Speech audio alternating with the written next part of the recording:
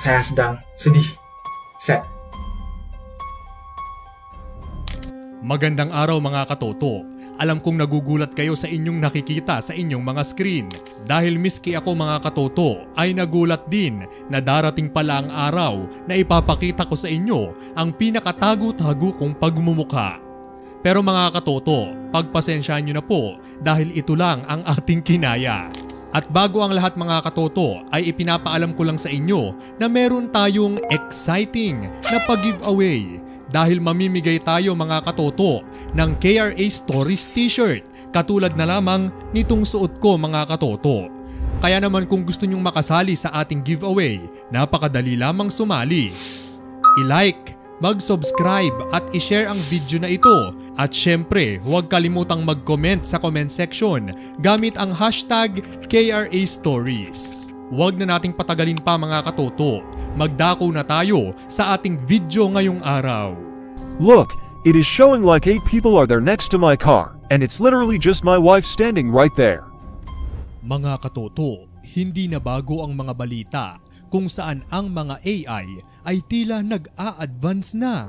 Mula sa mga facial recognitions, motion detectors at kung ano-ano pa, talagang magkakaroon ka na lang ng aha moment o hindi naman kaya'y nakapangingilabot na encounter. At nito lang nakaraan mga katoto ay isang video na naman ang nag-viral dahil sa kakaiba nitong content. Ano nga kaya ang nangyari at ano ang eksplanasyon sa likod nito? Isang TikTok post mula sa account na The Spooky Page nito lang July 9 ang naging usap-usapan ng mga netizens mga katoto. Makikita sa video ang isang lalaking inire-record umano ang sarili. Sa mga unang sandali ay maayos at kalmado naman ang lahat. Makikita pa nga ang facial recognition status na nakalagay sa mukha ng lalaki, kung saan nakatala rito ang kanyang facial expression, age range, at kung ano ang kanyang gender. Hanggang sa makalipas ng ilang saglit mga katoto, ay unti-unting bumukas ng kusa ang pinto na nasa likod nito. Well, hindi naman dahil sa bumukas ang pinto ng kusa ang issue dito mga katoto, kundi ang na-detect na facial recognition na gamit nitong recorder. Panooring mabuti. Akan menunjukkan bahwasanya saya sedang sedih. Sad. Makikita sa video mga katoto na matapos bumukas ang pinto ay may nag-appear ding facial recognition status sa lugar nito na nagsasabing ang na-detect ay isang babaeng halos 560 hanggang 565 years old na. At well, galit umano ang ekspresyon ng mukha nito. Dahil dyan mga katoto ay napabalikwas na lang ang lalaki sa pagkagulat. Umani ang video ng sari-saring komento mula sa mga netizens. May ilan ang nagsabi na maaaring peke lang ito at edited, lalo na't napakarami ng kayang gawin ngayon sa isa o dalawang tap lang. At well, may ilan ding kumbinsido na isa lamang umano itong filter na dinisign upang manakot.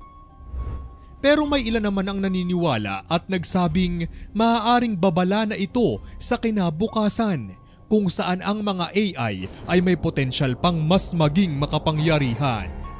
Opinyon pa ng ilan, maaaring ipinahihiwatig ng video na sa mga susunod na taon ay magiging posible na ang komunikasyon ng tao sa mga espiritu sa pamamagitan ng AI.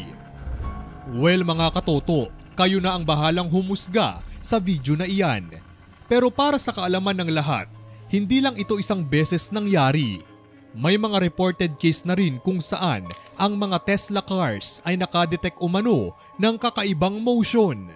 Gaya na lang ng video na ito mula sa account na Alberto Magana, kung saan makikita ang kanyang paliwanag sa kanyang kakaibang encounter mga katoto.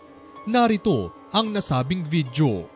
Why is my Tesla showing me all these people are trying to get into my car? At first it was the ghost following me on the way home. And the most recent scary thing was my Tesla showing many people being next to my wife when she was trying to get into my car. Look, it is showing like 8 people are there next to my car, and it's literally just my wife standing right there. Ayon sa video, noong una ay may nadetect ang kanyang Tesla na ilang mga taong sinusubukang pumasok sa kanyang sasakyan. Pero ang mas creepy dyan mga katoto ay ang sumunod na bahagi ng video, kung saan maging sa daan pauwi sa kanyang bahay ay nakasunod pa rin ang di umano'y espiritu na nadetect ng kanyang Tesla. Ayon sa mga netizens, maaaring isa itong espiritu ng taong kamamatay lang na gustong manghingi ng tulong sa kanya o isang ligaw na kaluluwa mula sa sementeryo. Pero nilinaw ng uploader na hindi siya nag-drive o dumaan sa anumang sementeryo bago niya maranasan ang pagsunod ng di maipaliwanag na entity na lumalabas sa detektor ng kanyang Tesla. Wala rin umano siyang kakilala o malapit sa buhay na pumanaw bago ang nasabing pangyayari. Ayon sa ilan, maaaring glitch lamang ito o dahil sa maruming sensor. Pero muli, nilinaw ng uploader na ipinalinis niya ang sasakyan pero hindi pa rin tumigil ang kakaibang detection na ito. May ilan pang kaso ng kakaibang detection ng AI mga katoto.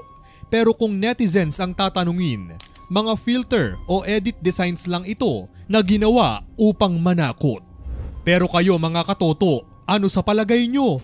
Totoo nga kayang sa mga susunod ay mas magiging posible na ang human to spirit communication sa tulong ng AI o malabo pa ito sa ngayon? Ikomento ang inyong mga sagot sa ating comment section.